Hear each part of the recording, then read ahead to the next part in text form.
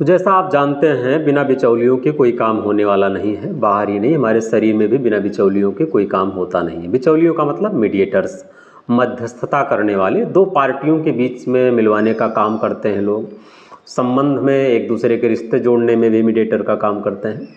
ऐसे ही सूचना देने का काम भी मीडिएटर्स करते हैं कि उनके यहाँ फला ये हो गया है, उनके यहाँ ये घटना हो गई है। ऐसी जब हमें चोट लगती है, हमारे शरीर पर कहीं इन्फेक्शन होता है, तो हमारे इन्फेक्शन वाले हिस्से पर जल्द से जल्द शरीर के इम्यूनिटी सिस्टम द्वारा मदद पहुंच सके, यह सूचना देने का काम भी कुछ मीडिएटर्स के द्वारा किया जाता है। इन मीडिएटर्स को नाम देते हैं केमिकल मीडिएटर्स। नाम है हिस्टामिन, काइनिन और प्रोस्टाग्लैंडिन। हिस्टामिन और प्रोस्टाग्लैंडिन लगभग एक सा ही काम करते हैं, यानी कि हिस्टामिन भी वैसोडाइलेशन और वैस्कुलर परमेबिलिटी बढ़ाता है।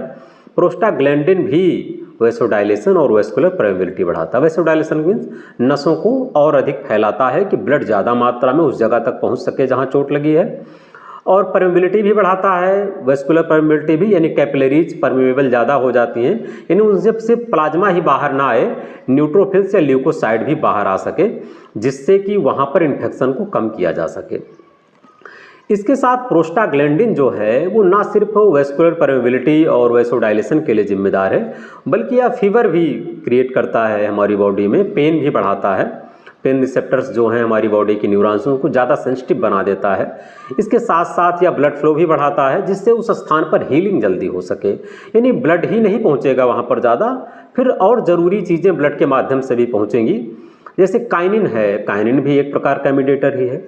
काइनिन कुछ ऐसे काइनिनोजन जैसे एंजाइम्स रिलीज करता है, जिसको सेंस करके जो ब्लड में घूम रहे न्यूट्रोफिल हैं वो इंजरी साइट पर रुक जाते हैं, या जो आसपास और कहीं ब्लड में घूम रहे हैं वो जल्द से जल्द एक सेंसेशन पा करके वहाँ पहुँचते हैं और इन्फेक्शन को ख़त्म करते हैं। जो डेड सेल्स हैं उनको निगल लेते हैं।